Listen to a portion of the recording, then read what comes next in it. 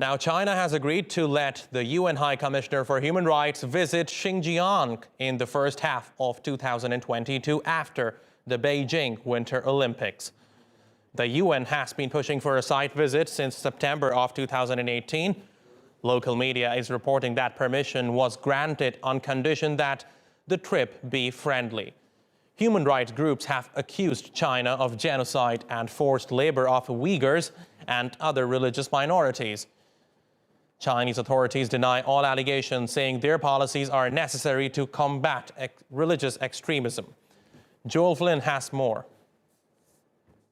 The report came out overnight here in Hong Kong from the South China Morning Post. It cited unnamed sources, and since it emerged, we haven't had any official confirmation of these suggestions that a visit could take place. So we're waiting for those. It is likely, of course, to be a question put to the Chinese Foreign Ministry.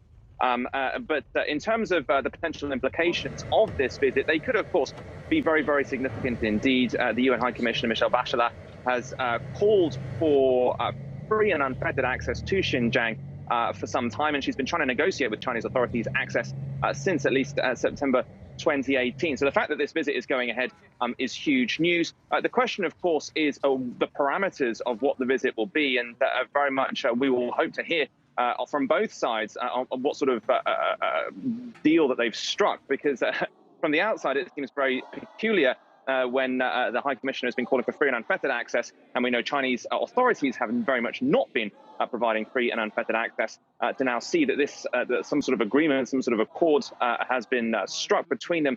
And it will be very interesting, of course, to see what, if anything, the UN can establish from the visit. It's very much a reputational risk for the UN on the line, though, because if it goes to Xinjiang and can't find any actionable evidence, can't find any evidence at all of these human rights abuses that most of the world alleges are happening in Xinjiang, then people are going to be asking what the UN's role was in there in the first place, what the point of this visit really was. But we also know that any access that China has previously provided to Xinjiang, to Western media organizations, to any sort of non-governmental organizations, has been very closely controlled.